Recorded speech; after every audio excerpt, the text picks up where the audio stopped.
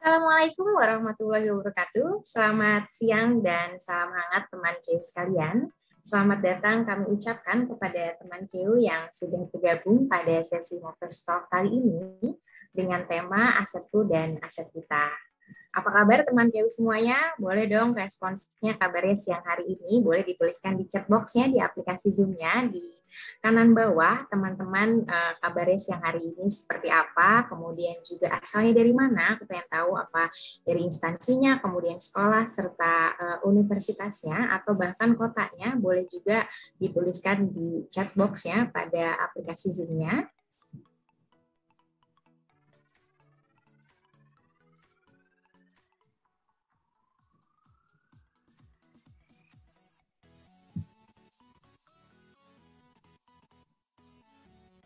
Sambil menunggu responnya teman-teman, boleh nih aku ingin mengundang teman-teman yang kameranya masih off untuk mengaktifkan kameranya untuk on cam bersama-sama supaya wajahnya yang ganteng dan cantik di siang hari ini bisa kita lihat bersama.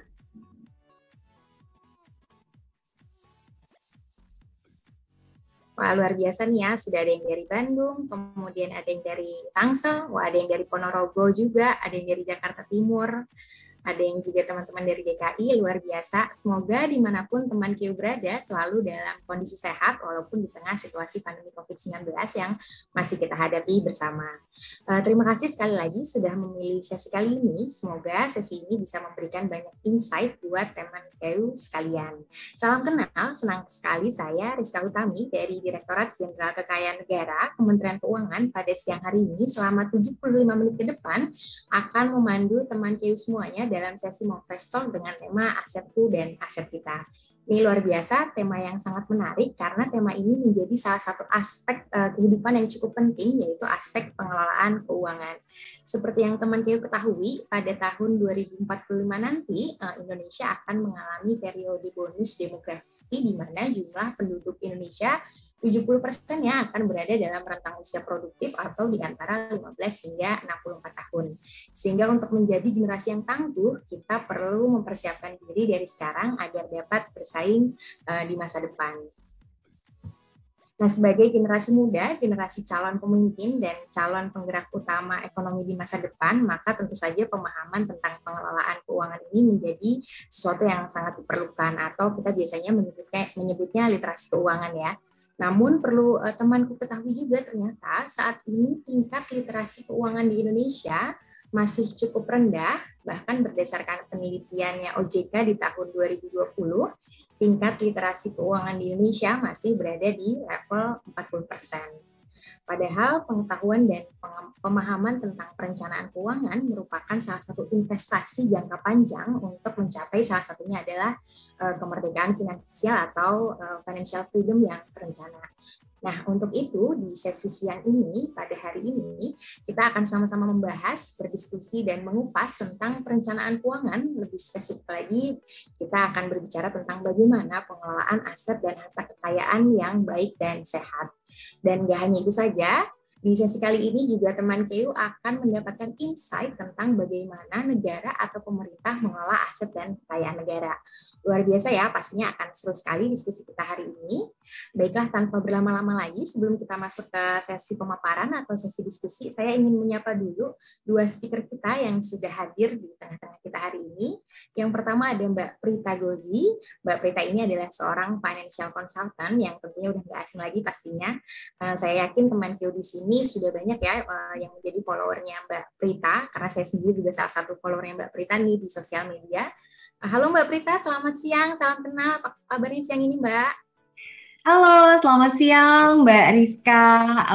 Assalamualaikum warahmatullahi wabarakatuh. Salam sejahtera. Halo semuanya sudah hadir. Sehat ya Mbak? Alhamdulillah sehat. Sudah siap ya Mbak untuk sharing siang ini dengan teman KEU semuanya? Siap dong, insya Allah. Alhamdulillah. Kemudian yang kedua, kita ada Mas Mundi, speaker kita yang kedua, Mas Mundi Saptono Widikdo. Mas Mundi ini saat ini bekerja di Direktorat Barang Milik Negara, Direktorat Jenderal Kekayaan Negara, Kementerian Keuangan. Wah, keren banget nih tempat kerjanya. Selamat siang Mas Mundi, apa kabarnya? Selamat siang Mbak Rizka, Assalamualaikum warahmatullahi wabarakatuh. Selamat siang juga Mbak Prita, kemudian teman KEU semua. Salam sehat, salam terbebas dari COVID-19. Siap ya Mas untuk sharing bersama kita hari ini dengan teman KU semuanya? Insya Allah siap. Harus siap dong. Siap. Baiklah, untuk membuka bincang siang ini, saya akan mengawali dari sesinya Mbak Prita terlebih dahulu. Nanti dari sesi Mbak Prita ini kita akan belajar tentang apa sih aset dan harta kekayaan itu, dan bagaimana kita mengelola aset dan kekayaan yang kita miliki agar lebih optimal dan memberikan manfaat yang lebih terhadap kita. Nah, langsung saja kami persilakan untuk menyampaikan paparannya. Silakan Mbak Prita.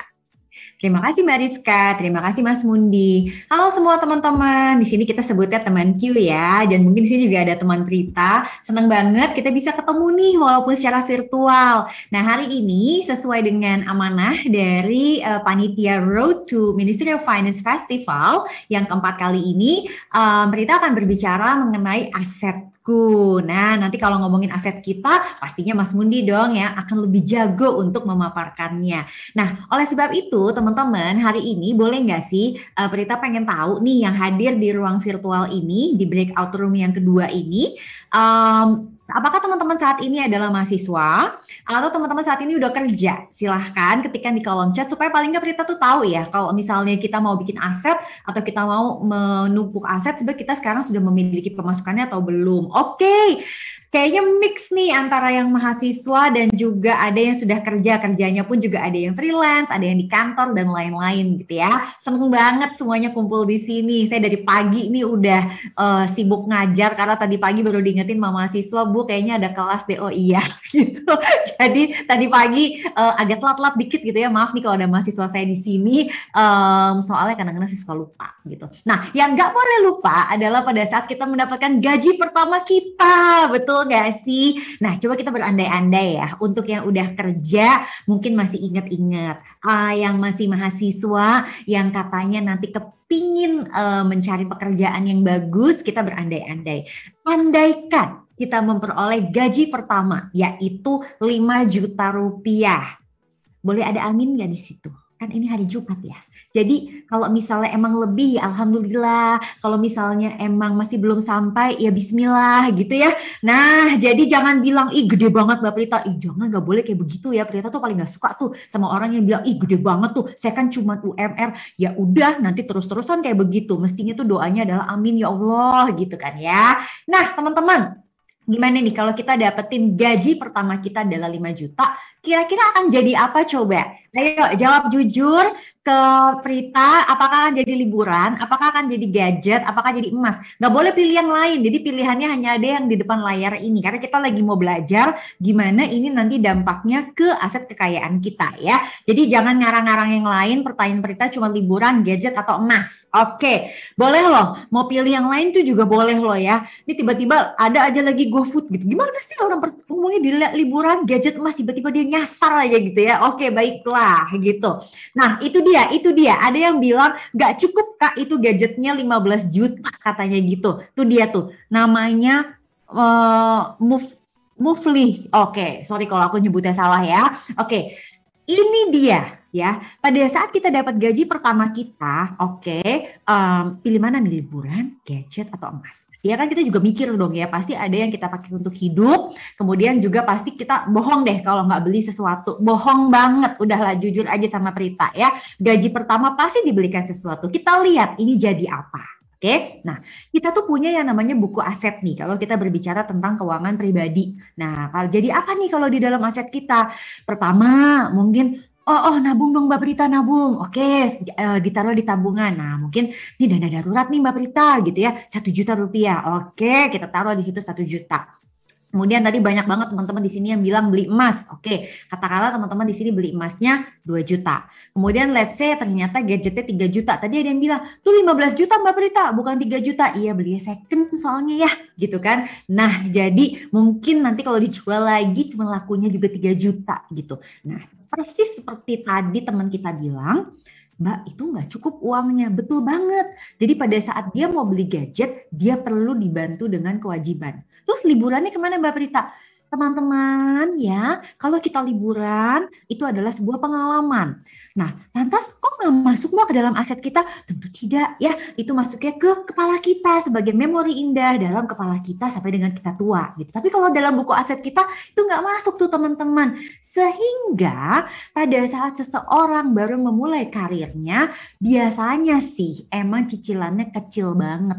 Total cicilannya tuh cuma 2 juta, itu paling-paling ya bisa lunas dalam 6 bulan atau misalnya dalam 12 bulan.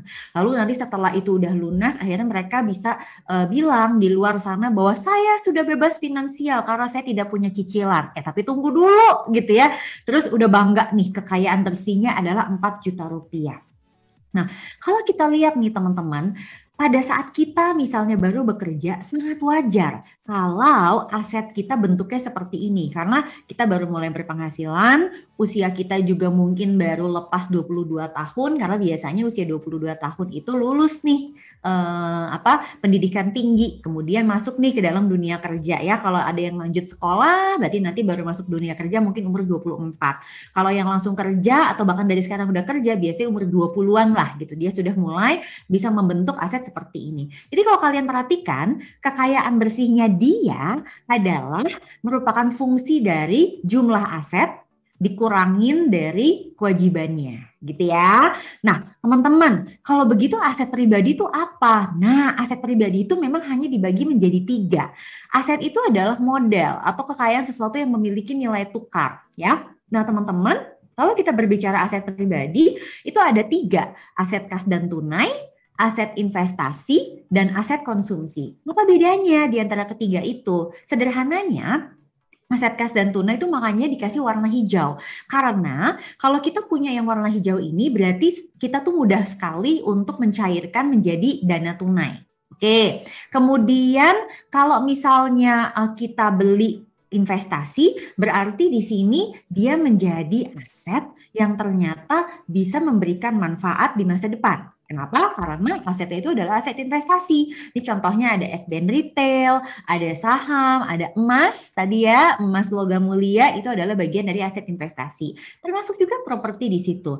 Kenapa warnanya beda, Prita? Warnanya berbeda karena kalau hijau itu dia itu merepresentasikan likuiditas, jadi dia sangat liquid. Sedangkan kalau merah di sini berarti dia tidak liquid. Berarti dia butuh waktu untuk pencairannya. Kemudian juga kalaupun mau segera dicairkan, bisa saja nilainya pun turun. Lalu yang ketiga adalah aset konsumsi ya. Aset konsumsi itu berarti sesuatu yang kita pakai nih teman-teman. Nah, sesuatu yang kita pakai itu juga pasti akan memiliki manfaat di masa depan. However, kita tidak bisa memperoleh penghasilan dari situ. Jadi itu yang membedakan dengan aset investasi. Kalau di aset investasi, kadang kita bisa pakai, tetapi utamanya karena kita ingin mendapatkan penghasilan. Tetapi kalau kita berbicara aset konsumsi, itu karena kita membutuhkannya untuk menunjang hidup kita. Makanya contohnya adalah rumah tinggal, kendaraan, gitu ya, perhiasan, dan seterusnya.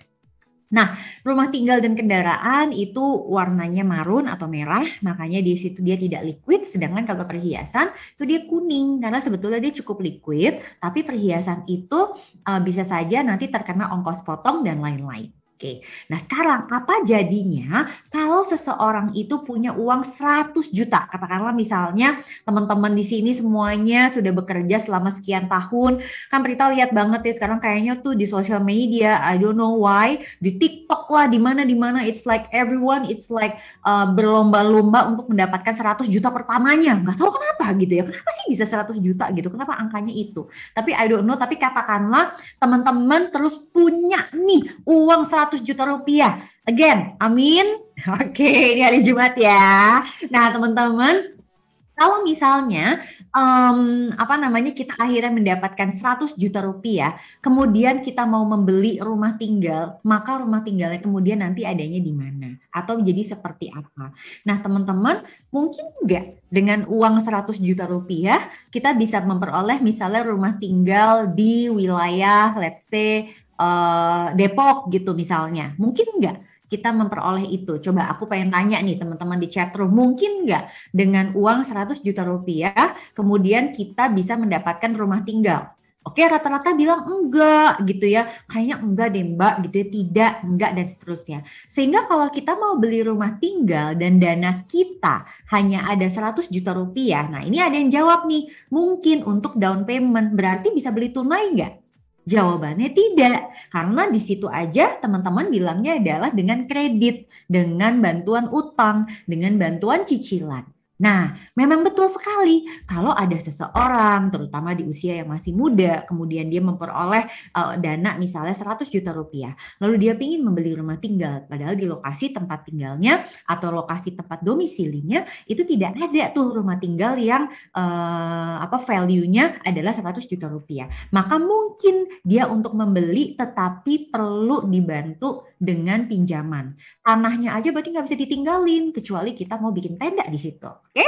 Nah, makanya pada saat akhirnya kita menjadi keluarga muda, potretnya jadi berbeda nih. Kalau tadi adalah potret sebagai first jobber, kita memulai awal karir, itu sangat wajar. Kalau pinjaman kita tuh sangat kecil, tetapi aset kita juga bisa kita lihat juga nilainya juga setara seperti itu. Nah, sekarang mari kita lihat seperti apa sih potret keuangan keluarga muda. Nah, katakanlah di sini teman-teman sudah berhasil mengumpulkan kas dan tabungan hingga 50 juta rupiah.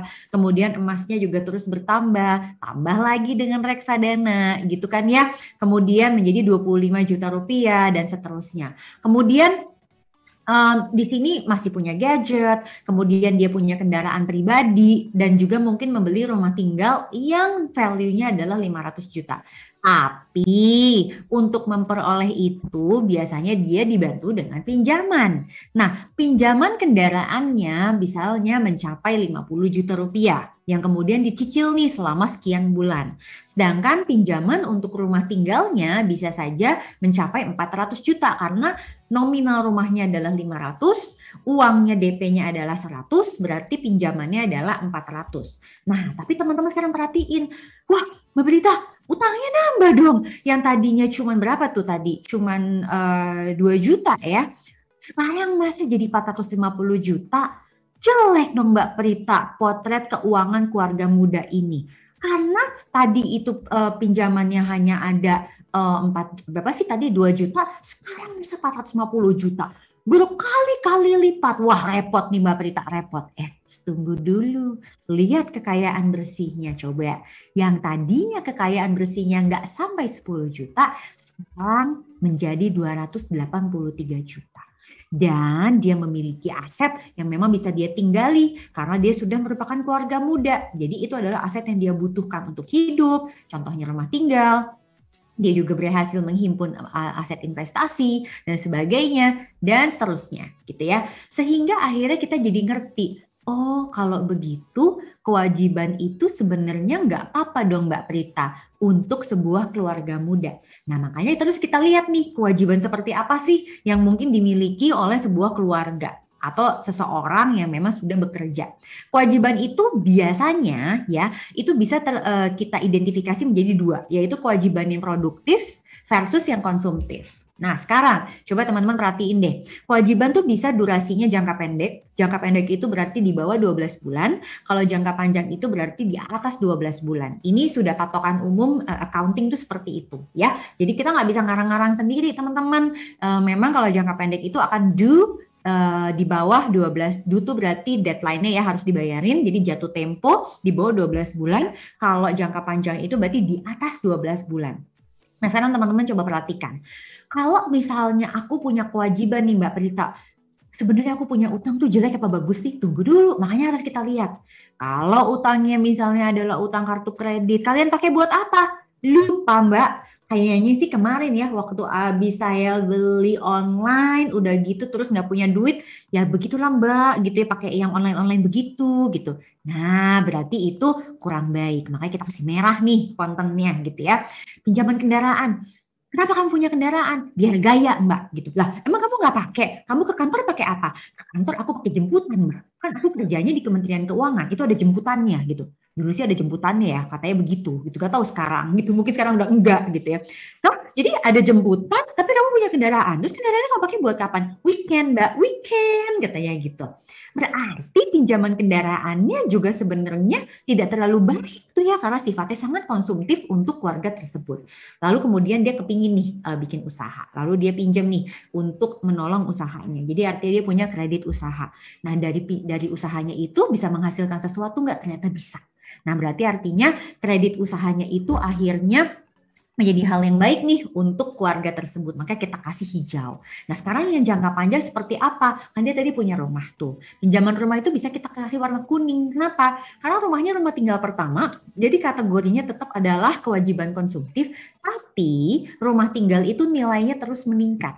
Jadi makanya itu sesuatu hal yang memang mungkin diperlukan oleh keluarga tersebut. Kalau tidak, keluarga tersebut tidak punya rumah tinggal. Nah, bagaimana dengan apartemen? Nah, ternyata kemudian later on gitu ya, keluarga itu misalnya punya properti kedua, di mana properti kedua itu kemudian disewakan, berarti artinya itu menjadi kewajiban produktif. Dari apartemen itu dia bisa mendapatkan penghasilan sewa, tetapi mungkin apartemennya dibeli dengan bantuan pinjaman. Jadi kita kasih warna hijau. Nah, untuk pinjaman kantor nih, nanti kalau kalian nih teman Q atau yang teman-teman sekarang udah kerja pun kan sering banget ya mendapatkan fasilitas, bisa ambil pinjaman dari koperasi atau misalnya dari kantor. Nah, ini juga mesti hati-hati waktu kita ambil pinjaman ini, apakah memang kita akan gunakan untuk keperluan produktif atau keperluan konsumtif. Jadi teman-teman juga jangan menganggap bahwa berarti kalau yang namanya sebuah keuangan rumah tangga tuh nggak boleh sama sekali ada utang. Boleh, tetapi hutangnya harus dipahami dan diperhatikan, harus memang manajemen utangnya itu adalah sehat dan juga diperuntukkan untuk pengelolaan aset yang jauh lebih baik. Nah, lantas gimana nih sebenarnya kita mengelola penghasilan kita pada saat kita memperoleh gaji pertama kita atau gaji tiap bulan atau di sini tadi ada teman-teman yang freelance. Nah, dalam setiap penghasilan itu memang tetap ada hak untuk beberapa orang. Untuk kitanya sendiri itu haknya ada 3. Jadi misalnya untuk Prita, itu ada Prita untuk masa kini, masa sulit, dan masa depan. Lah kok bisa begitu Mbak Prita? Iya, karena hak untuk masa kini artinya untuk kita hidup hari ini. Kemudian teman-teman juga perlu membagi untuk hak hidup masa sulit. Masa pandemi ini tuh masa sulit. Jadi kalau misalnya mereka yang sudah menyiapkan penghasilan di masa sulit, Prita yakin pandemi ini berat, tapi dia pasti bisa laluin. However, kalau misalnya dia tidak pernah menyisihkan untuk masa sulit, ya sudah. Artinya dia sekarang benar-benar bergantung pada apapun yang terjadi di hari ini. Nah, itu yang tidak boleh tuh teman-teman ya. Jadi kenapa tadi Mbak Rizka juga bilang di awal, nih literasi keuangan nih masih ini rendah banget. Malah inklusinya kadang-kadang lebih tinggi. Apa bedanya literasi dan inklusi? Beda. Literasi itu adalah pemahaman, paparan kita terhadap ilmu-ilmu tersebut dan bagaimana mempraktekannya ke dalam kehidupan sehari-hari. Sedangkan inklusi itu pemakaian aset-asetnya. Jadi kadang-kadang orang tuh langsung loncat aja gitu loh, punya investasinya atau misalnya punya tabungannya segala macam, tapi dia nggak ngerti how to manage bagaimana mengelola itu. Makanya nggak boleh nih, bagus banget ada acara-acara seperti Movestok, makanya teman-teman coba ikutan deh itu yang komunitas tadi ya, komunitas itu, jadi coba kalian ikut karena supaya kalian tuh terus menambah knowledge dalam diri kita. Nah, itu kita juga nanti akan terus belajar gimana kita mengelola aset untuk masa depan. Karena kan umur kita nggak ada yang tahu, ya nggak sih? Kayak misalnya Prita gitu ya, kayak rasanya kayaknya kemarin tuh baru lulus kuliah, nggak taunya udah lulus kuliah berapa masa yang lalu gitu kan ya. Kan nggak nyangka rasanya muda mulu, soalnya aku tuh selalu berasa muda padahal sebenarnya udah enggak gitu kan ya. Biarin aja ya, daripada kita berasa tua kan kita mendingan berasa muda gitu. Nah tapi artinya masa depan tuh perlu dipersiapkan. Lalu jangan lupa bahwa kita juga perlu memberikan penghasilan kita untuk orang lain dan juga masyarakat. Jadi pentingnya membayar pajak dan lain-lain, itu dia tuh ya.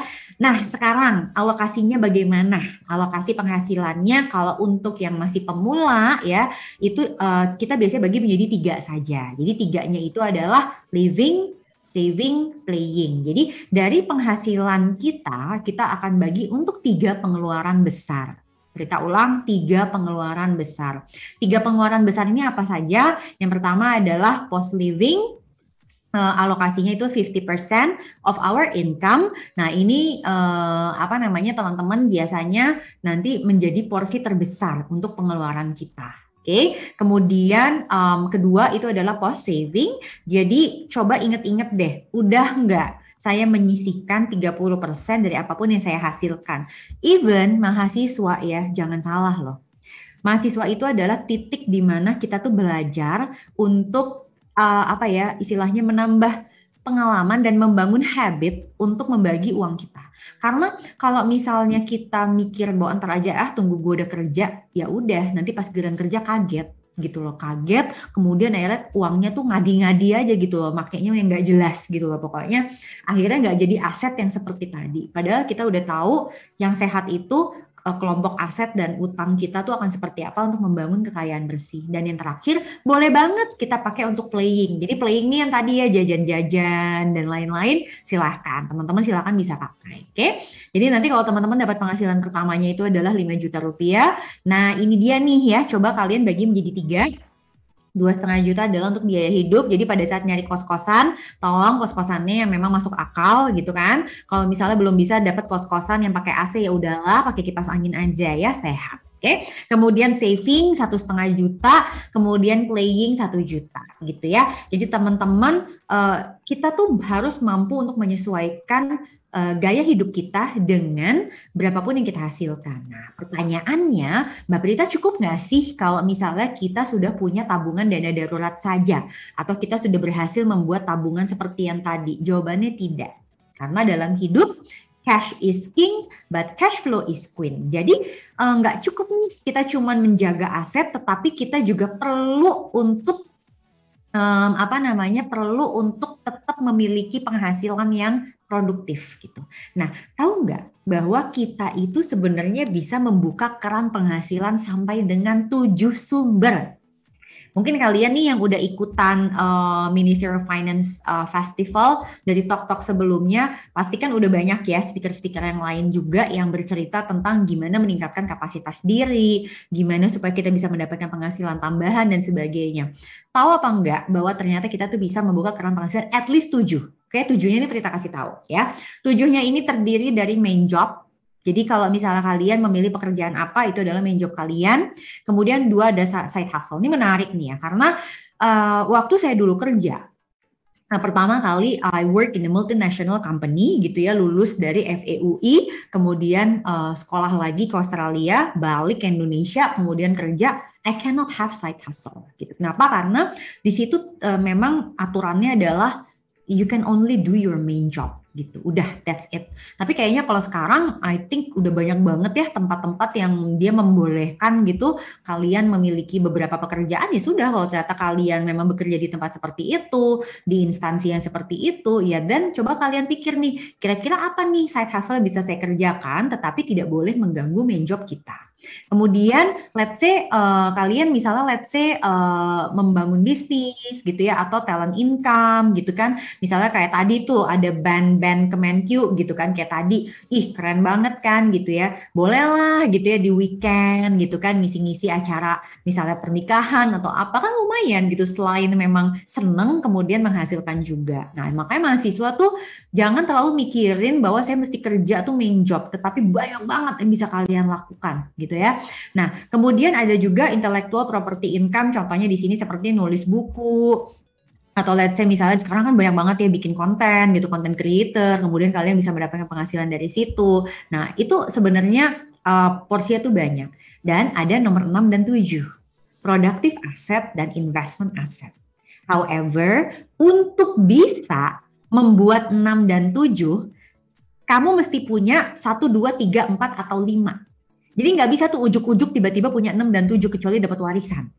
Ya, kalau kita nggak dapat warisan, berarti kita mesti punya duluan nih 1, 2, 3, 4, 5. Yang mana terserah. Tapi ingat, sebagian dari penghasilan kita perlu untuk kita bangun 6 dan 7. Kenapa? Karena kita perlu untuk membangun yang namanya penghasilan pasif. Kalau 1, 2, 3, 4, 5 itu kategorinya adalah 1, 2, 3, 4 lah. 1, 2, 3, 4 itu kategorinya adalah penghasilan aktif. Oke. Sedangkan 5, 6, 7 itu kategorinya adalah penghasilan pasif. Apa bedanya antara penghasilan aktif dengan penghasilan pasif? Beda banget. Penghasilan aktif tuh kita tuh kerja terus, we are exchanging our time, kita menukar waktu kita untuk mendapatkan penghasilan. Sedangkan kalau penghasilan pasif, itu kita menukar waktu menjadi aset produktif, lalu aset produktif itu yang memang memberikan penghasilan. Atau kita mungkin kerjanya sekali di awal, lalu penghasilannya datang terus-menerus.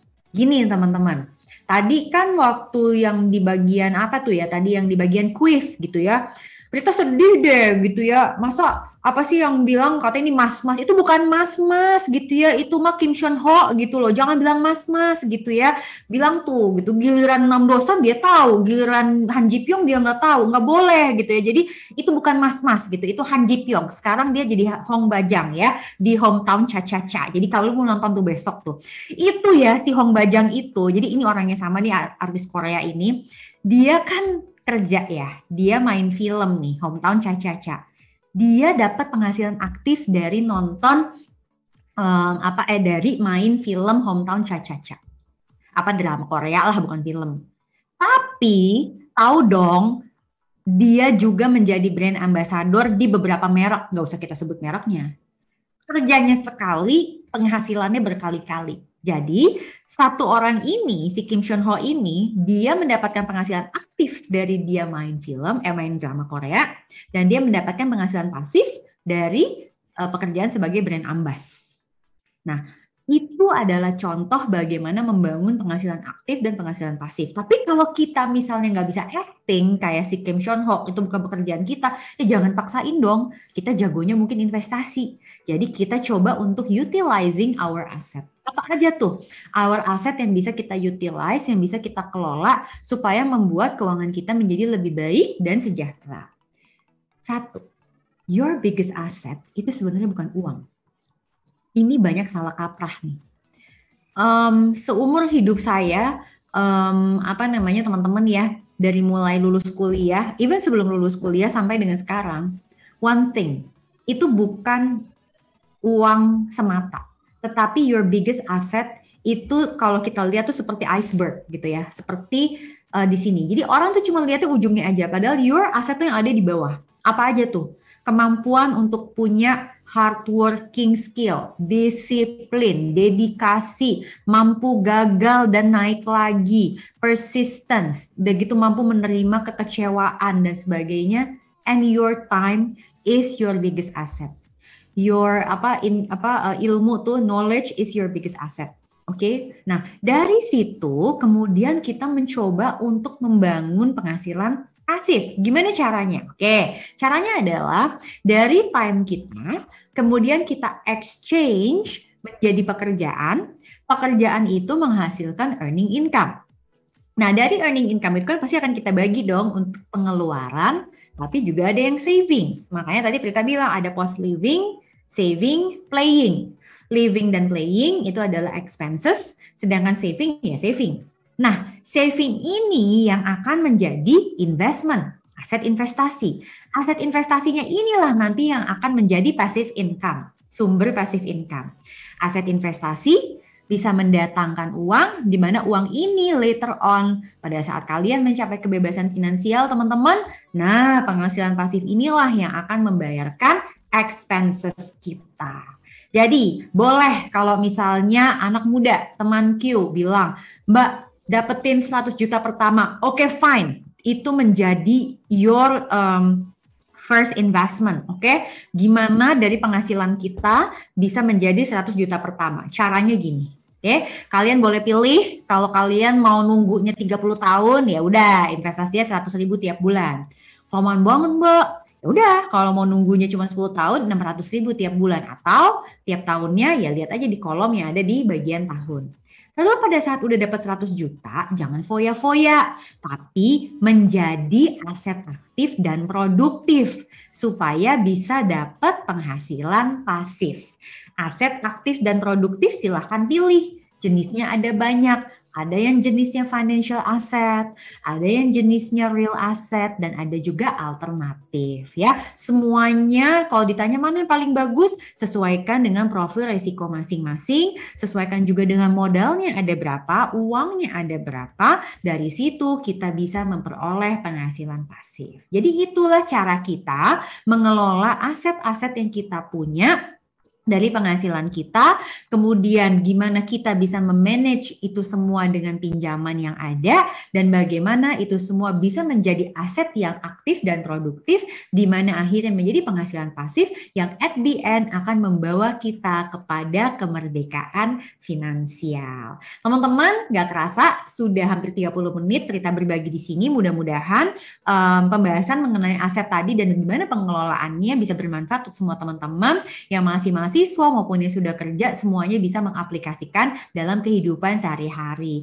Kalau masih kurang juga teman-teman, Prita undang untuk bisa follow di sosial medianya Zep Finance, ada di Instagram, Twitter, Facebook, YouTube. Kalian bisa lihat dan kalian juga bisa hitung-hitung gitu ya, sebenarnya aku tuh asetnya ada berapa, udah sehat atau belum, itu di website zepfinance.co.id. Thank you so much.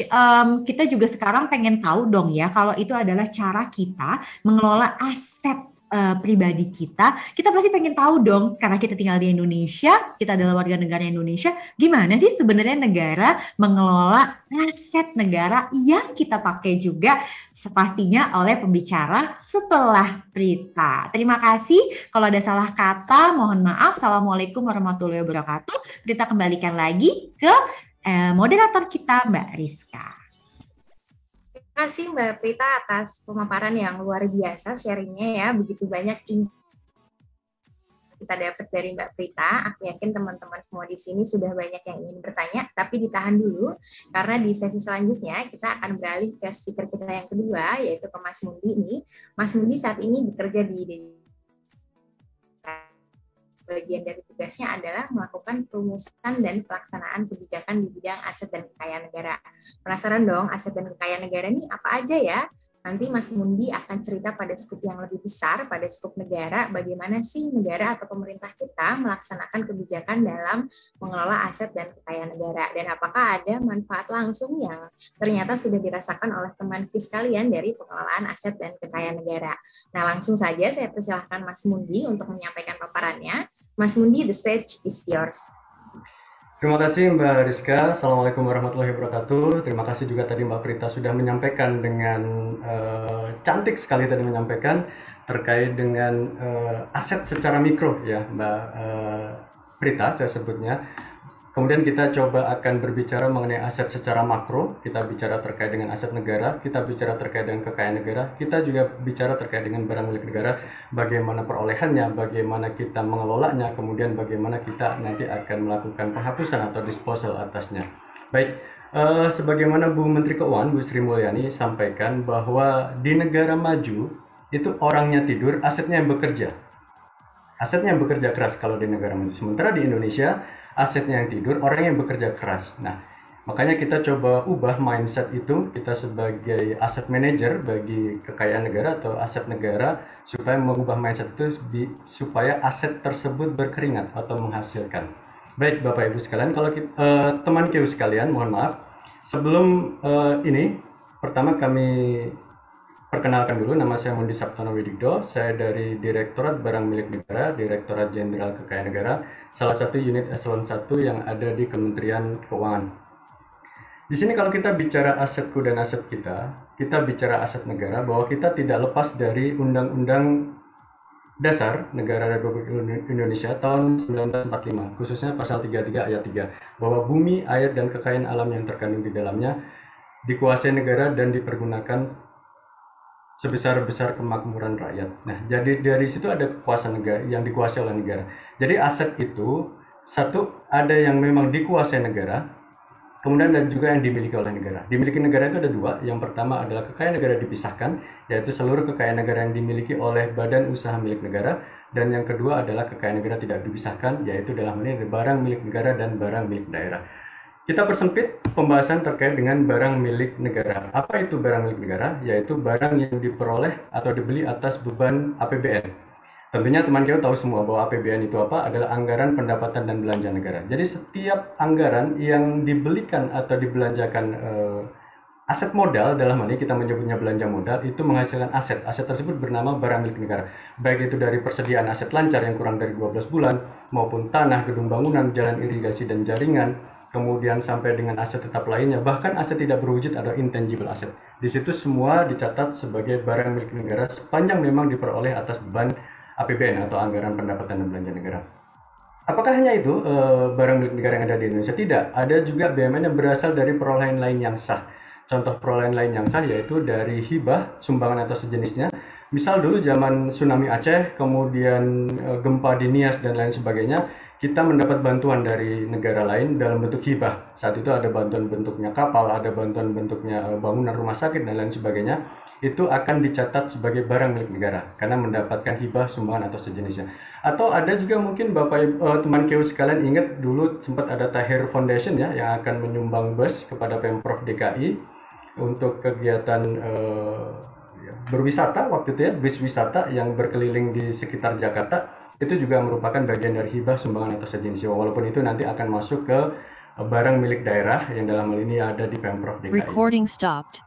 Kemudian yang kedua ada karena ketentuan peraturan perundangan. Nah, ini banyak sekali aset-aset yang diperoleh dari ketentuan peraturan perundangan. Salah satunya adalah misal kemarin ada rampasan dari KPK.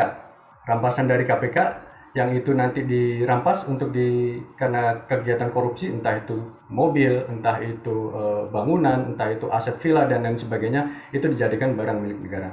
Kemudian ada juga yang sebagai pelaksana perjanjian atau kontrak. Ada namanya mekanisme kerjasama pemanfaatan, ada namanya bangun guna serah guna atau BOT nanti istilahnya.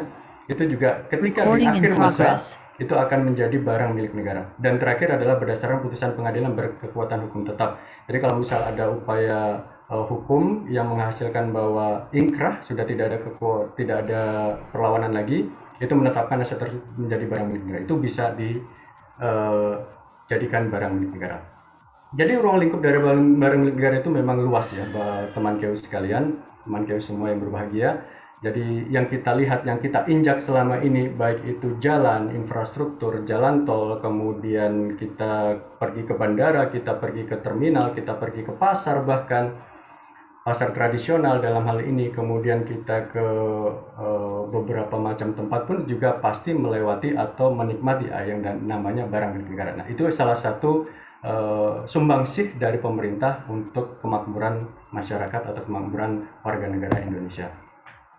Ini jumlah barang milik, jumlah aktiva atau jumlah aset negara kita. Yang pertama, aktiva kita berjumlah saat ini di tahun 2020 adalah 11.098,67 triliun. Ini di tahun 2020 sesuai dengan laporan keuangan pemerintah pusat audited di tahun 2020 yang telah diaudit oleh Badan Pemeriksa Keuangan tentunya.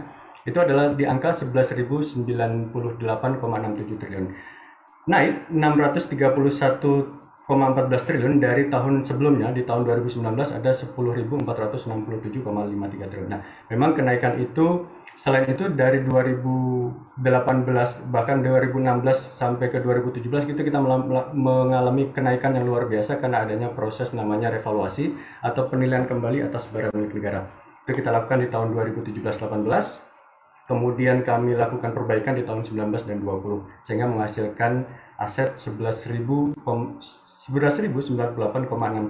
triliun. Nah, aset itu juga di sini ada juga aset lancar, di sini juga ada tanah, ada bangunan, ada peralatan dan mesin, ada jalan irigasi dan jaringan, ya. Termasuk semua di situ jalan tol, kemudian ada runway dari bandara, kemudian ada terminal di pelabuhan, terminal di tipe A yang untuk bus dan lain sebagainya. Sementara kalau kita lihat di kewajiban, ini kewajiban kita ada 1.285,25 triliun. Itu dia naik dari awalnya 5.340,22 triliun menjadi 6.625,47 triliun. Itu berasal dari kewajiban jangka pendek dan juga kewajiban jangka panjang. Nah, memang mayoritas adalah kewajiban jangka panjang. Sebagaimana tadi Mbak Prita singgung, kewajiban jangka panjang itu berusia di atas 12 bulan. Nah, jangan khawatir teman-teman sekalian, teman KEU sekalian, bahwa aset kita dibanding dengan kewajiban kita masih 5 dibanding dengan 3, jadi masih dalam kategori aman. Bahkan beberapa waktu sebelumnya, pimpinan kami sedang berada di Uni Emirat. Waktu itu disampaikan bahwa Indonesia itu sebenarnya tidak berani dalam hal berhutang ya. Memang kalau kita bicara hutang itu sensitif sekali. Tapi justru dari pengakuan dari negara-negara di Timur Tengah sana bahwa Indonesia itu sebenarnya masih kecil hutangnya. Karena bisa diharapkan hutang itu bisa menjadi semacam leverage bagi pertumbuhan perekonomian. Tapi itu tidak kita bahas di sini. Terkait dengan hutang, kita fokus kepada barang milik negara. Bahwa yang ingin kami tekankan di sini bahwa aset atau barang milik negara kita, aktiva kita itu masih sangat aman apabila dibandingkan dengan kita bicara terkait dengan kewajiban kita. Jadi kalau misal kita lihat kewajiban, kita juga harus lihat aset kita, gitu kan. Tadi Mbak Prita juga sudah sampaikan ya, ini berapa yang jadi aset kita, mana yang jadi kewajiban kita, expense dan lain sebagainya, itu sudah dijelaskan tadi oleh Mbak Prita. Nah, ini sedikit perbandingan teman Kyo semua bahwa berapa sih besaran aset kita dibanding dengan negara-negara yang ada di ASEAN. Ya, ini yang kecil adalah Kamboja, kemudian aset negaranya, kemudian ada Myanmar, ini ada jiran kita Malaysia, kemudian ada Vietnam, Filipina, Thailand, dan Singapura. Indonesia di mana? Nah, Indonesia ada di halaman berikutnya. Nah, ini ya, yang lingkaran ini saking gedenya ya. Jadi sampai nggak cukup nih menggambarkan Indonesia kayak negara yang ada di Indonesia dibandingkan dengan Singapura juga tidak ada apa-apanya nih Singapura nih. Kayak negara Indonesia yang ada di sini sampai segede ini, itulah kayak negara Indonesia, itulah aset yang harus kita jaga ya teman-teman sekalian. Mohon bantuan teman-teman sekalian apabila lagi nonton bola di GBK Gelora Bung Karno itu, kemudian tim tercintanya itu kalah, ya janganlah kita bakar kursi, bakar bangku, lempar, dan robohin pagar dan segala macam. Karena itu bagian dari aset negara. Kalaupun rusak, kita juga yang nanti akan memperbaiki, kita juga yang akan susah, kita juga yang akan menjadi malu di mata dunia internasional. Nah, ini kemudian kalau misal dibandingkan dengan beberapa negara, ya ini ada Thailand, ada Saudi Arabia, kemudian ada Indonesia, Rusia, Belanda, dan ada Korea Selatan. Tadi saya juga takjub loh, Mbak Prita bisa hafal ya bintang-bintang Korea Selatan. Saya hafalnya cuma 3 Mbak kalau orang Korea Selatan itu. Kalau nggak An Jung Hwan, Park Ji Sung juga pemain Tottenham itu. Pemain bola semua Mbak yang saya hafal. Kalau bintang-bintang film atau K-pop itu saya juga nggak, udah ampun lah. Kemudian ada Inggris, ada Jepang, China, dan Amerika. Tentunya Amerika memegang ranking di sini yang paling tinggi kepemilikan aset atau besaran aset yang ada di dunia ini. Baik, kita coba akan lihat bahwa ini ada 6 besar ya kementerian lembaga yang memiliki nilai BMN atau barang milik negara terbesar sesuai dengan data LKPP audited tahun 2020. Yang pertama adalah Kementerian Pekerjaan Umum dan Perumahan Rakyat atau Kementerian PUPR di tempat Pak Basuki Hadi Mulyono. Mereka memiliki 2.217,88 triliun. Asetnya beragam, teman Kyo sekalian. Dari irigasi, kemudian dari bendungan, kemudian ada juga jalan tol, kemudian jalan nasional yang sepanjang jalan, itu merupakan aset milik Kementerian PUPR. Ada juga aset berupa rumah susun yang dibangun oleh PUPR, itu juga merupakan aset negara atau barang milik negara. Kemudian yang kedua ada dari Kementerian Pertahanan, di tempatnya Pak Prabowo Subianto memiliki 1.923,4 triliun. Nah, itu semua mayoritas ada juga alutsista di sana, ada juga tanah yang tersebar di berbagai macam markas TNI, baik angkatan darat, udara, dan laut. Itu semua asetnya memiliki nilai total adalah 1.923,4 triliun.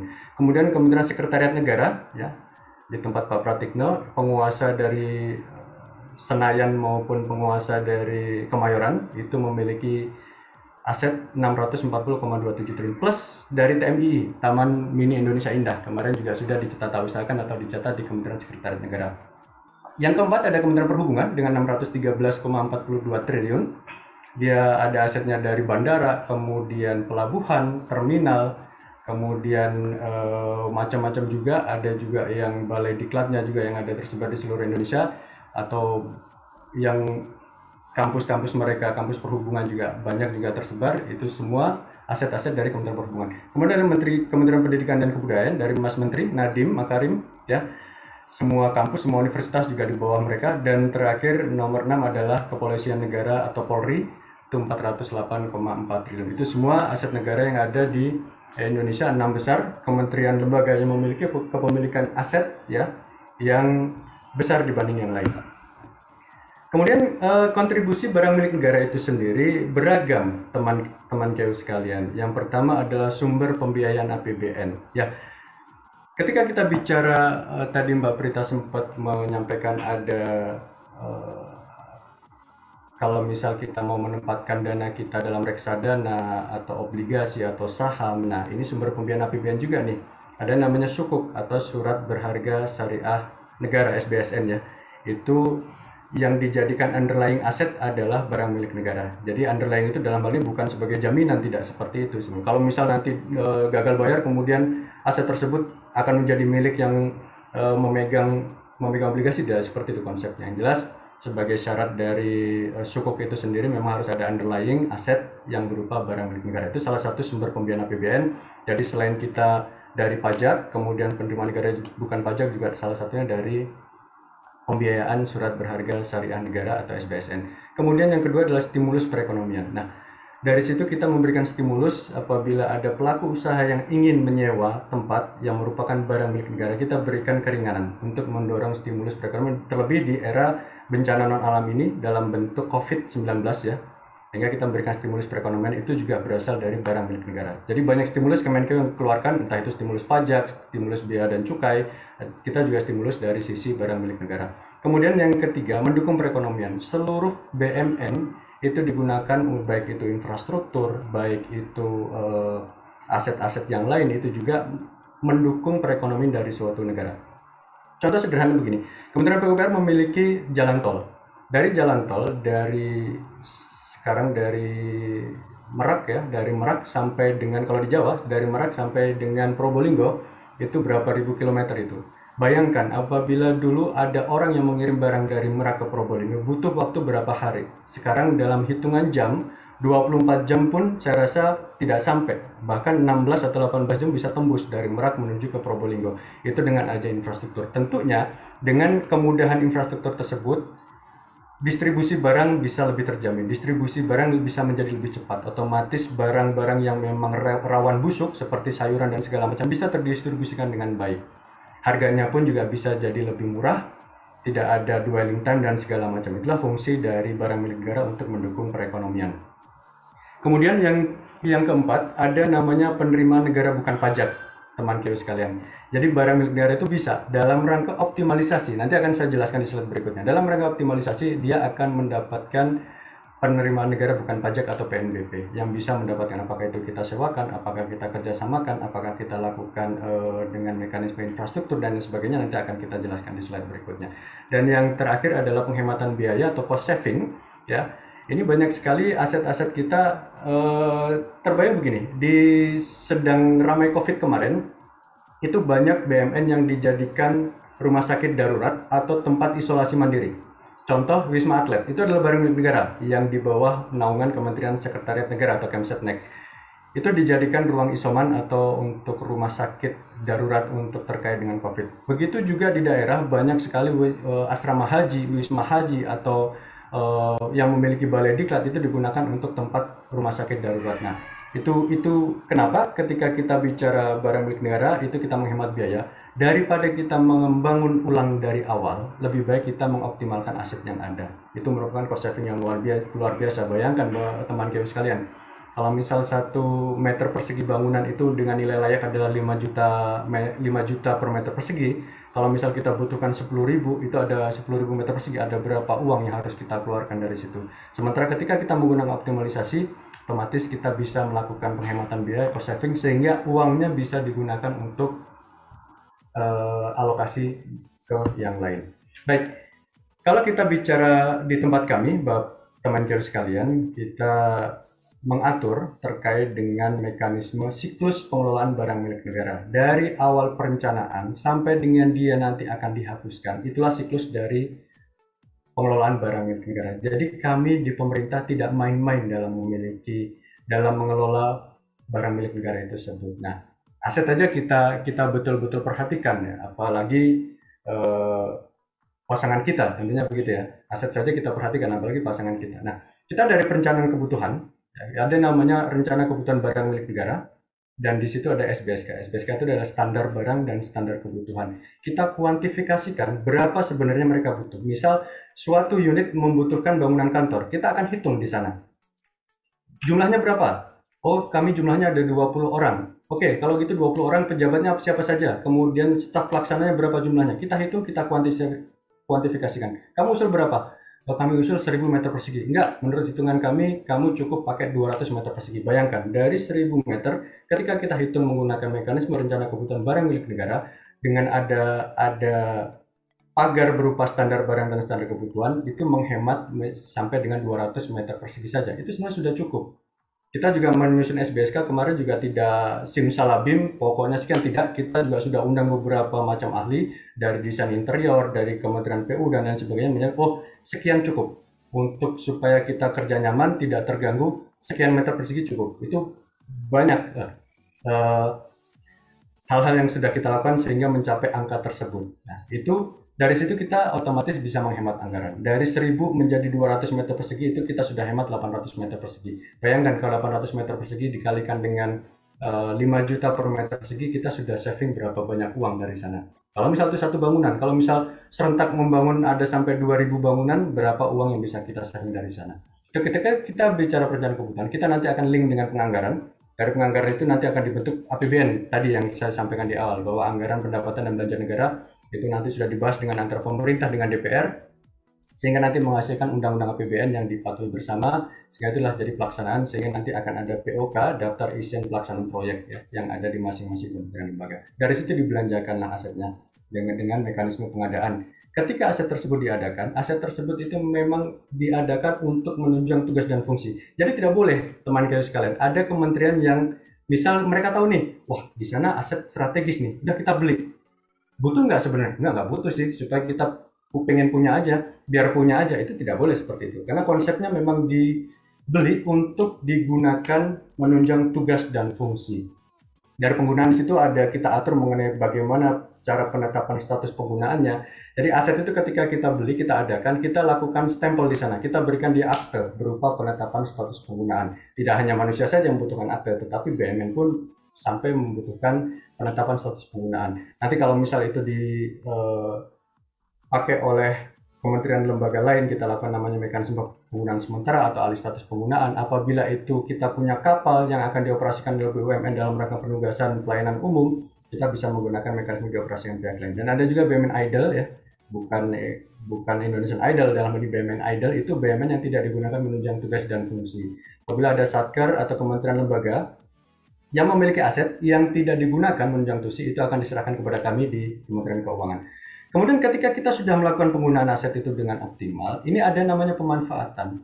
Misal kami punya 1000 meter persegi tanah yang kita gunakan cukup 500 sebenarnya. Yang 500 bisa kita optimalkan dengan mekanisme pemanfaatan. Nah, ini pemanfaatanlah yang menghasilkan penerimaan negara bukan pajak atau PNBP, teman Kio sekalian. Kita bisa lakukan sewa, kita sewakan, entah baik itu bisa digunakan untuk mesin ATM, kemudian kita bisa bangun, kita gunakan untuk kantin mungkin di sana untuk UMKM dan lain sebagainya. Bisa juga bentuknya seperti infrastruktur, seperti kemarin di BUMN Pelindo menyewa dermaga di pelabuhan.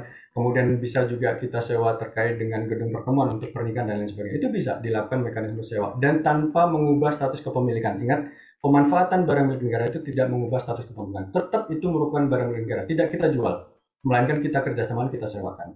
Ada juga pinjam pakai, apabila ada aset kita dipinjam oleh pemerintah daerah, itu silakan Pemda pakai daripada Pemda bangun. Ini ada aset kami yang nggak optimal nih, silakan dioptimalkan. Ada juga namanya kerjasama pemanfaatan. Ini mekanisme kerjasama yang 30 tahun, ada namanya tiap tahun kita dapat kontribusi tetap, ada yang namanya nanti ada profit sharing atau bagi keuntungan apabila nanti untung. Nah itu sampai dengan 30 tahun. Bisa saya punya tanah, ya banyak terjadi itu di Bandara Cilikriwut di Palangkaraya. Kalau misalnya teman-teman Palangkaraya di situ ada, dulu itu bandara milik Kemenhub, kemudian dikerjasamakan dengan PT Angkasa Pura. Kemudian ada Bandara Sentani juga. Kemudian ada bandara di Raden Inten dan lain sebagainya. Ada pelabuhan pun, ada pelabuhan Probolinggo di Jawa Timur, itu kita kerjasamakan dengan pihak lain. Jadi kita sudah saving di sana, tidak mengeluarkan biaya pemeliharaan. Karena memelihara adalah para mitra, kita sebutnya pihak ketiga atau investor adalah mitra. Terus kemudian nanti kita mendapatkan namanya kontribusi tetap tiap tahun. Untung atau rugi dari mitra tersebut, mereka wajib membayar kontribusi tetap tiap tahun kepada kita. Kemudian yang terakhir ada namanya ada bangun guna serah atau bangun serah guna, ini BOT, Build Operate Transfer, kita punya tanah dibangunkan untuk TUSI, kemudian nanti diserahkan ke kita selama 30 tahun juga. Dan ada yang baru adalah kerjasama penyediaan infrastruktur dan kerjasama terbatas penyediaan infrastruktur.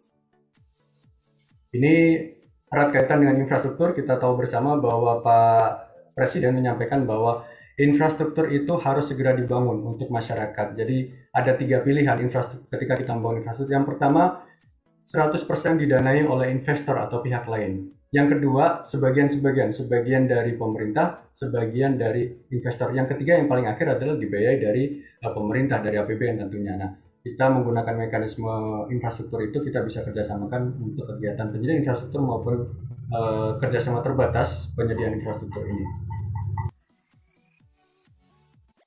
Tentunya di sini ada penilaian pengamanan, kemudian ada pemeliharaan, dan juga kita tata usahakan juga di sini. Sampai dengan kita tata usahakan, kita catat ada namanya aplikasi kita, ada Sistem Informasi Manajemen Akuntansi Barang Milik Negara atau SIMAK BUMN, ada aplikasi persediaan juga untuk menghitung atau mencatat aset lancar, dan juga ada namanya SIMAN, Sistem Informasi Manajemen Aset Negara. Kita semua sudah kelola, kita tata usahakan.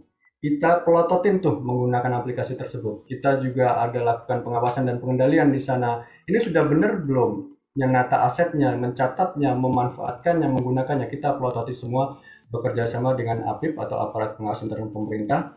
Kita gunakan mekanisme pengawasan dan pengendalian. Dan juga ini ada juga pemindah tanganan. Jadi jika aset tersebut sudah dianggap lebih baik kita lepaskan, ya, kita akan lepaskan itu aset tersebut. Jadi kalau misal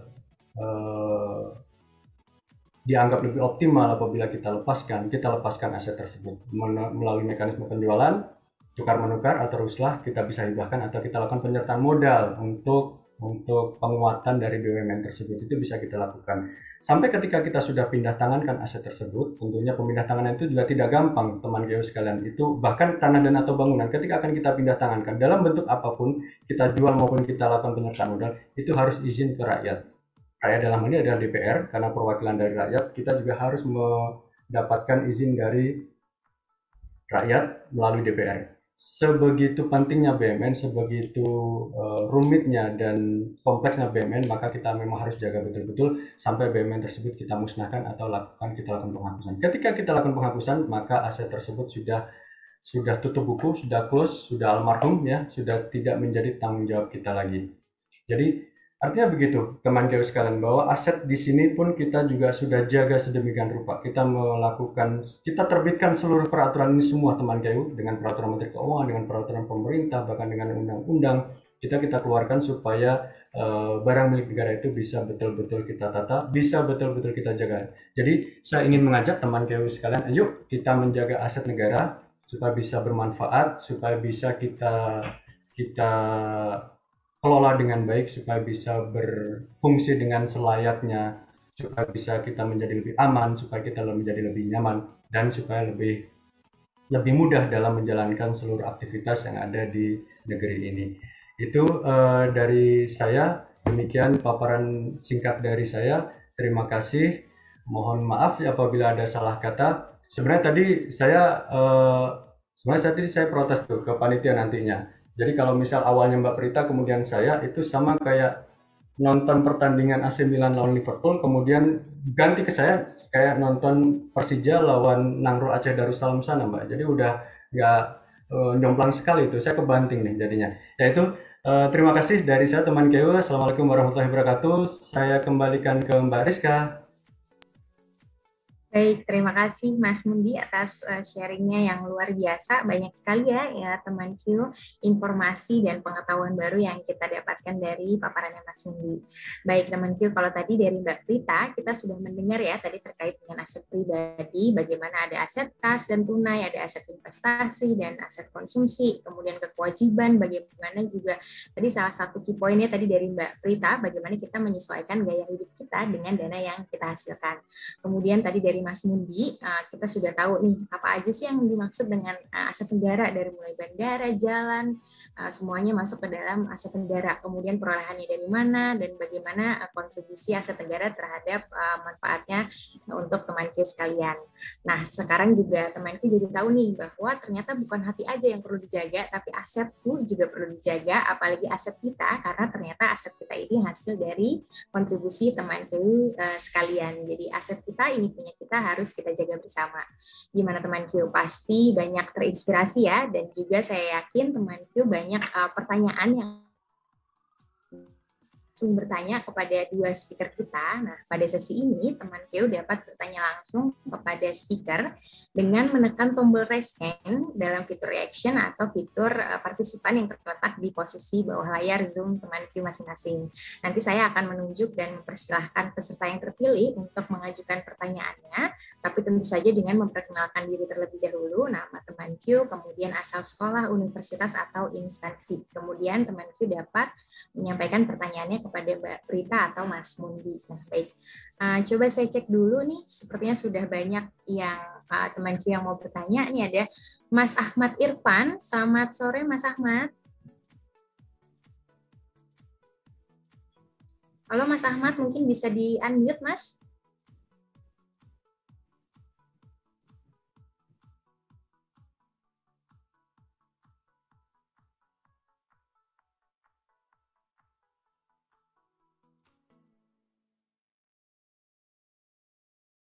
Saya Ahmad Irfan, saya dari Universitas Komputer Indonesia di Bandung. Saya ingin bertanya kepada Bapak Mudi mungkin ya.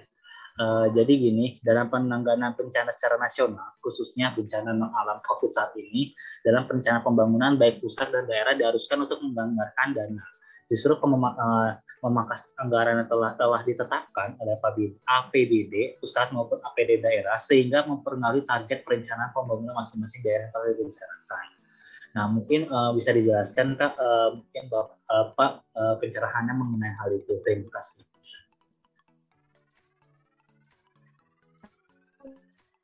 Langsung dijawab, Mas? Oh, langsung Mbak Rizka ini? Ya, langsung Mas. Silakan. Oke. Ya, akan saya jawab ya, Mas. Siapa namanya tadi? Mas Irfan ya? Ya, baik Mas Irfan. Jadi begini, kalau memang kita saat ini sedang dalam masa sulit ya. Kalau Mbak Prita tadi singgung, kita dalam masa sulit. Jadi memang segala sumber daya kita memang kita arahkan untuk penanganan COVID terlebih dahulu.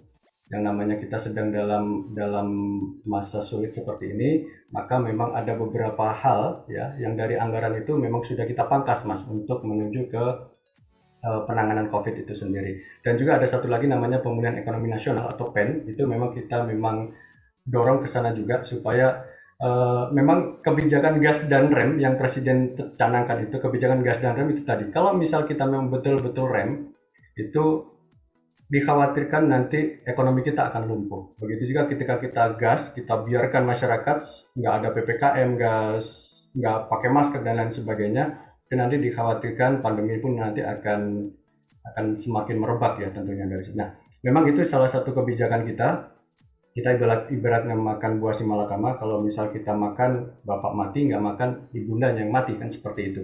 Jadi memang salah satu tugas pemerintah itu tadi, tidak mudah memang Mas Irfan, kita otomatis akan menunda segala hal yang tidak penting itu nanti dialokasikan untuk kegiatan COVID. Tetapi dalam hal ini untuk kesehatan dan pendidikan itu kita tetap di angka 20% Mas Irfan, tidak kita otak-atik di sana. Yang kita otak-atik itu adalah contohnya seperti honor, kemudian kegiatan yang diselenggarakan untuk yang tidak begitu penting seperti kegiatan konsinyering di hotel, kegiatan pembahasan atau apapun yang ada di hotel, kegiatan outbound dan lain sebagainya. Itulah yang kita pangkas sebenarnya. Honor-honor yang nggak perlu itu kita pangkas. Sementara untuk pembangunan yang memang memiliki dampak multiplier efeknya itu luar biasa besar, itu tidak kita pangkas Mas Irfan. Tetap sehingga pembangunan daerah, indeksnya itu tidak akan terganggu dari situ. Itu sebenarnya yang kita inginkan. Jadi kalaupun bisa melakukan penghematan atau optimalisasi, silakan. Nah, tentunya kita juga berikan alternatif lain. Contoh misal apabila mereka akan membangun sesuatu, tetapi kita akan lihat lagi, oh kita ada aset nih di sini nih.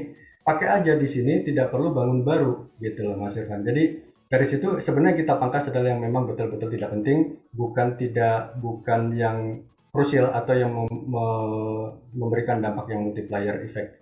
Kira-kira begitu, Mas Irfan. Kembali ke Mbak Rizka. Baik, terima kasih Mas Ahmad Irfan atas pertanyaannya. Terima kasih Mas Mundi. Kemudian kita ada teman Q kedua yang bertanya sudah resen dari tadi, ada Mas Doni Sulastiawan, mohon maaf. Selamat sore Mas. Mas Doni Sulastiawan, mungkin bisa dinyalakan kameranya, juga di unmute.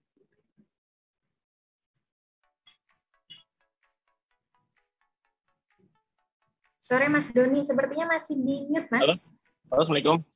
Waalaikumsalam. Silahkan Mas Doni pertanyaannya. Iya, Assalamualaikum warahmatullahi wabarakatuh. Selamat sore. Perkenalkan, nama saya Doni Sulastiawan, saya dari mahasiswa MBA ITB. Dan saya ingin bertanya ke narasumber yang pertama kepada Mbak Prita nih Mbak. Kan saya ini sudah berkeluarga, status saya saat ini saya sebagai mahasiswa dan saya juga sedang bekerja. Dan saya punya rencana untuk mempersiapkan investasi jangka panjang melalui reksadana. Nah kan kalau saya lihat kan investasi melalui reksadana tuh kadang-kadang tuh outperform, kadang-kadang underperform tuh terhadap IHSG. Nah menurut Mbak Prita misalnya kalau kita udah milih satu reksadana, kan kalau saya tuh investasi buat dana pensiun di reksadana saham Mbak. Kalau misalkan ketika di suatu waktu si reksadana itu outperform ternyata, apakah kita harus pindah atau tetap di pilihan reksadana tersebut? Terus yang kedua, boleh dong tips dan sharing untuk memilih reksadana saham menurut Mbak Prita yang baik itu seperti apa sih untuk tujuan jangka pensiun? Terima kasih Mbak. Terima kasih. Terima kasih Mas Doni. Boleh Mbak Prita langsung jawab Mbak? Terima kasih Mas Doni atas pertanyaannya. Oke Mbak Rizka. Jadi kalau untuk teman-teman semua yang memiliki aset investasi apapun, salah satunya adalah reksadana, maka kita perlu menetapkan target. Jadi progres per tahunnya itu seperti apa. Nah, yang paling baik pada saat kita mempersiapkan untuk dana pensiun adalah melakukan evaluasi tahunan. Nah, apa yang dilakukan saat evaluasi tahunan? Pada saat memang ternyata terjadi potential gain atas aset investasi yang kita miliki, maka hanya potential gain-nya saja Mas Doni yang direalisasi, kemudian itu kita simpan di aset yang memang lebih aman. Contohnya seperti di reksadana pasar uang, atau misalnya dititip di tempat-tempat kayak sukuk tabungan, sukuk retail gitu bisa gitu loh. Ya, tapi yang lainnya, jadi modal dasar dari si reksadana saham itu tetap aja Mas gitu, tetap, karena kita masih tetap butuh untuk bertumbuh gitu ya. Nah nanti kapan sih saatnya itu mulai dialihkan ke yang lebih konservatif? Biasanya itu 5 tahun menjelang pensiun. Jadi kalau sekarang karena kita juga belum mencapai itu, ya nggak apa-apa, biarkan aja bertumbuh terus. Tetapi kita udah securing some of the potential gains menjadi gain. Lalu kalau pertanyaan yang kedua tentang bagaimana kita memilih reksadana saham, jadi pahami bahwa reksadana saham itu sebetulnya jenisnya ada banyak. Jadi ada reksadana saham yang memang dia konsentrasinya hanya di big caps. Jadi misalnya kalau kita sebut emiten ya, katakanlah dia hanya investasi di tempat-tempat seperti Telkom, kemudian bank-bank BUMN, kemudian mungkin seperti apa lagi ya, kalau misalnya yang besar-besar lagi tuh let's say kayak ada Astra dan seterusnya. Nah itu kategorinya adalah big caps.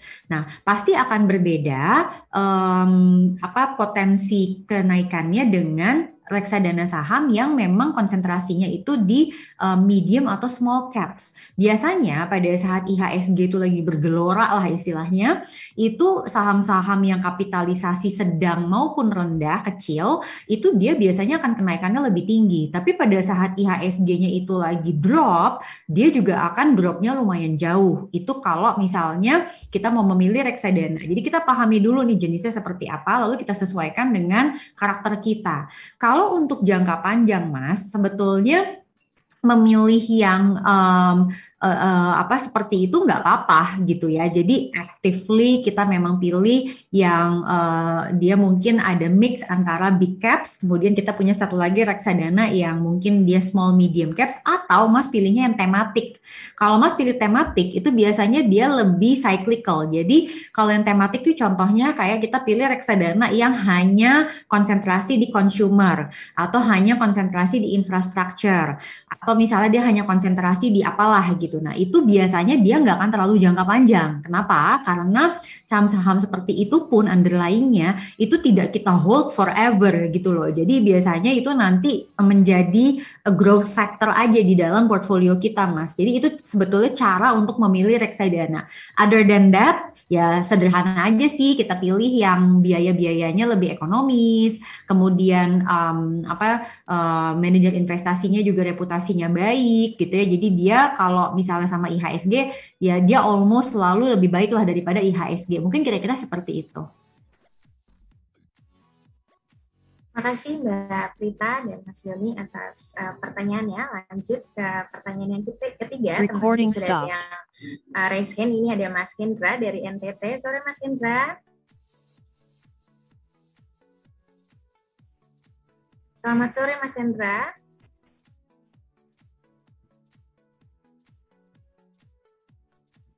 Halo Mas, mungkin masih di mute itu Mas.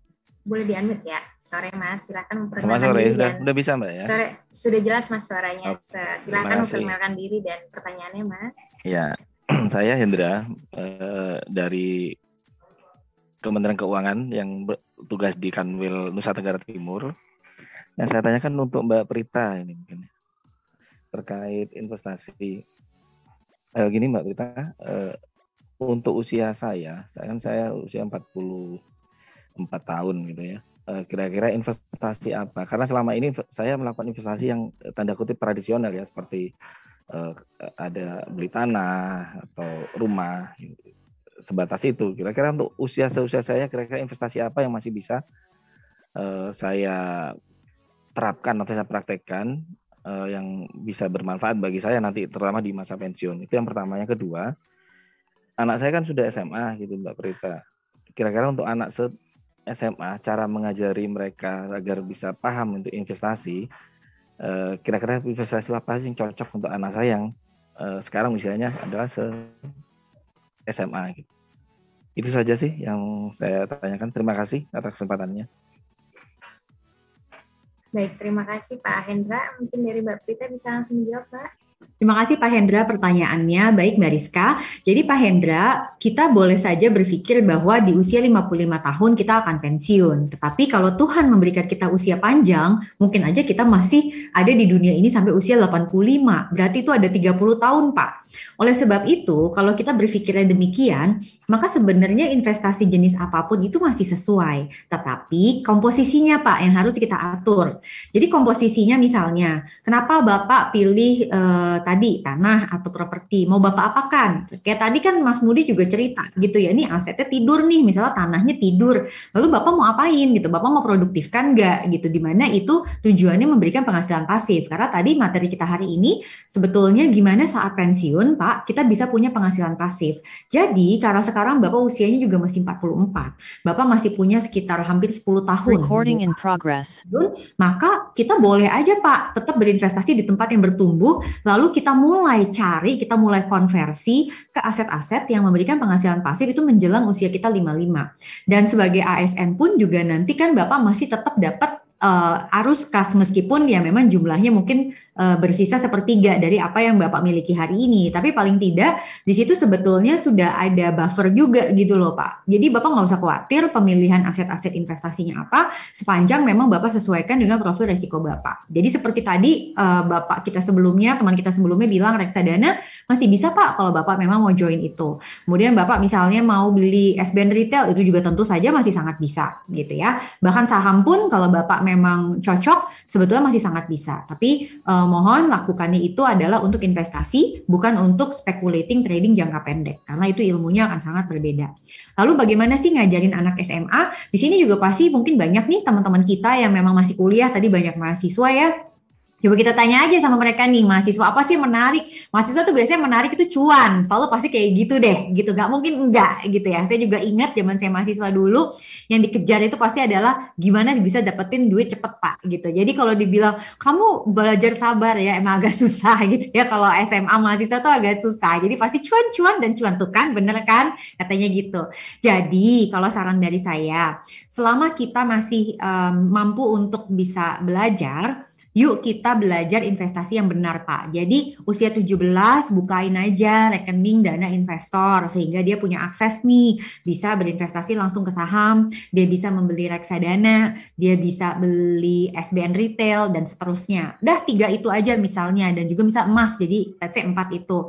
Kasih misalnya modal, Bapak mau coba kasih modal, ya udah Bapak kasih modal misalnya berapa sekian juta. Ya sudah, biarkan teman-teman kita yang masih muda-muda ini, anak kita itu untuk mengelolanya gitu loh. Dan nanti dia akan belajar Pak gitu ya, sebetulnya apa sih kira-kira fitur daripada saham, karakternya, kalau reksadana itu gimana bedanya, emas tuh gimana, itu sebenarnya yang akan penting banget untuk masa depan dia kelak gitu. Nah yang pastikan adalah nih juga untuk teman-teman mahasiswa, tidak boleh berutang untuk investasi dalam hal saham ya. Jadi belum waktunya untuk teman-teman ambil margin trading. Itu adalah untuk mereka yang sudah lama berkecimpung di dunia pasar modal, gitu ya. Baik Mbak Prita, terima kasih Pak Hendra. Tadi kalau kata Mbak Prita, mahasiswa nih cuan-cuan-cuan. Aku nih bukan mahasiswa, tapi tetap Mbak cuan-cuan-cuan yang dipikirinnya. Baiklah, masuk ke teman Q, penanya selanjutnya. Kita ada sore.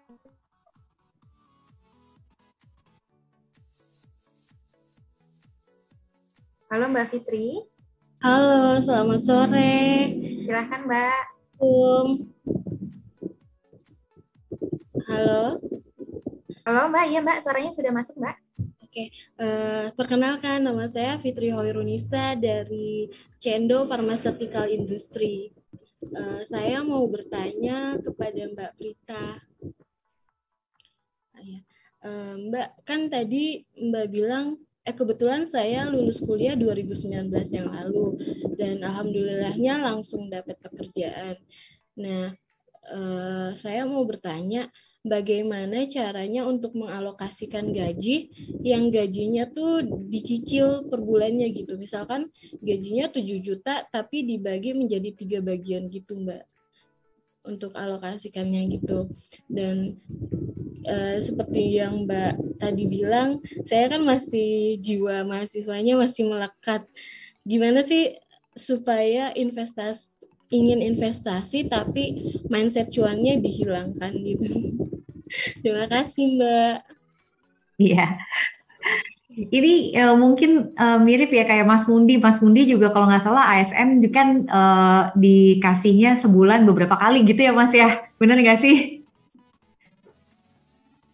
Iya betul Mbak Prita. Iya, jadi ini juga mungkin bisa buat teman-teman ASN nih. Jadi ini menarik nih ya. Jadi dapetnya bisa tanggal 1 dapat, katanya nanti dapetnya apa, nanti tanggal berapa dapat apa. Nah, yang menarik adalah pasti ada dari salah satu tanggal itu di mana yang kita peroleh itu variabel. Jadi mungkin itu adalah merupakan perhitungan dari mungkin masuk kerjanya atau misalnya seperti apa. Nah, berarti begini caranya, Mbak. Untuk post living yang memang benar-benar pengeluaran rutin harian, ambillah dari gaji pokok yang mana itu tidak terpengaruh oleh berbagai hal. Jadi kita pasti dapat. Nah, maka kita sesuaikan berapa sih pengeluaran kita untuk rutin harian adalah dari gaji pokok yang kita peroleh. Oke. Kemudian misalnya dapat lagi di tanggal lain, nah berarti itu nanti jatahnya untuk dana darurat, investasi dan sebagainya karena mungkin dia nominalnya masih lebih bervariasi. Oke, lalu nanti dapat lagi nih di tanggal yang ketiga. Nah, di tanggal ketiga ini boleh buat apa? Buat menutup misalnya katakanlah ada pengeluaran harian yang masih kekurangan plus untuk playing. Jadi playing itu ngambilnya dari yang nominalnya paling kecil karena dalam sebulan itu biasanya ada yang paling kecil tuh nominalnya. Ya saya nggak tahu nih yang tanggal berapa. Nah sesuaikan aja nominal yang paling kecil tanggal berapa itu, itulah yang memang untuk jatah rekening playing. Jadi sebenarnya gampang banget caranya kalau kita mau melakukannya. Dulu waktu saya di Australia itu saya pernah kerja, kalau di sana bayarannya fortnightly. Fortnightly itu 14 harian. Jadi sebulan itu gajiannya 2 kali. tanggal 1 dan pertengahan minggu. Nah, itu biasanya kita juga bagi itu menjadi seperti itu ya. Karena bayar listrik let's say itu paling cuma sebulan sekali, bayar kos-kosan juga sebulan sekali. Nah, itu diatur dari yang gaji pokok gitu. Yang lainnya itu yang memang untuk yang sifatnya variabel. Lalu yang kedua, kalau ngomongin cuan-cuan, ya pastilah mau sampai umur berapapun juga pasti tetap ngejar cuan, Mbak. Nggak mungkin nggak kejar. Di usia aku juga aku pasti maunya cuan lah, gitu. Dari tadi aja ngeliatin market tutup, portfolio aku gimana, gitu kan, pas jam 3-an tadi, gitu. Itu pasti, nggak mungkin enggak. Dan itu bagian dari monitoring. However, pada saat kita sudah mulai memasuki dunia kerja, tanggung jawab kita harus lebih ada. Maturity-nya mesti dibangun. Kalau kita maturity-nya dibangun, apa tuh? Kita lihat, apa sih financial goals kita? Mulai punya goals, let's say dana nikah, dana S2, dana apa terserah deh. Itu yang menjadi target, sehingga investasi apapun yang kita kerjakan, kita punya target. Karena investasi tanpa target itu nggak enak, tidak menyenangkan. Yang menyenangkan itu adalah berinvestasi dengan memiliki target. Tanya sama negara juga pasti punya target. Ada APBN segala macam itu ada targetnya. Kenapa? Pada saat kita melihat targetnya itu, kemudian kita berhasil memiliki pencapaian kecil, di situ pun kita akan mudah untuk bersyukur, Mbak. Jadi, what you need to do adalah have a change in your mindset, tetapkan financial goal satu aja, dan jadikan itu sebagai target kita dalam kita berinvestasi. Gitu, ya. Baik, makasih Mbak Prita, makasih Mbak Fitri. Baik, tadi luar biasa ya diskusinya dengan sudah terjawabnya beberapa pertanyaan yang telah diajukan tadi, maka berakhir juga sesi Movest Talk pada siang hari ini dengan tema asetku dan aset kita. Terima kasih kepada semua teman Q yang sudah sangat antusias dalam mengajukan pertanyaan dan semoga pertanyaannya terjawab dengan baik ya. Dan mohon maaf sekali lagi karena keterbatasan waktu, tidak semua pertanyaan bisa kita fasilitasi untuk dijawab oleh narasumber kita.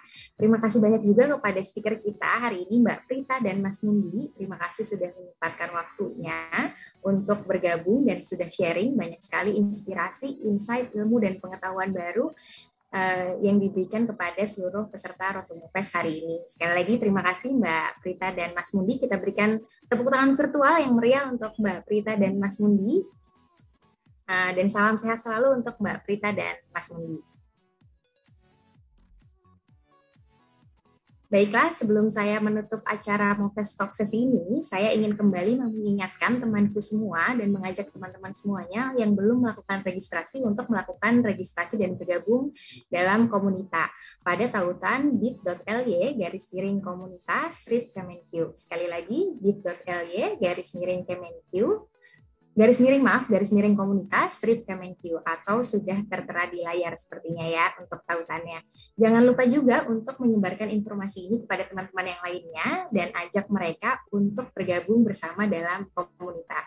Akhir kata, saya Rizka Hutami izin undur diri dan mohon maaf apabila terdapat hal-hal yang kurang berkenan selama saya memandu acara Movest Talk sore hari ini. Sampai jumpa di sesi Movest Talk selanjutnya. Salam sehat dan selamat bergabung kembali ke ruang utama Road to Movest 2021. Wassalamualaikum warahmatullahi wabarakatuh.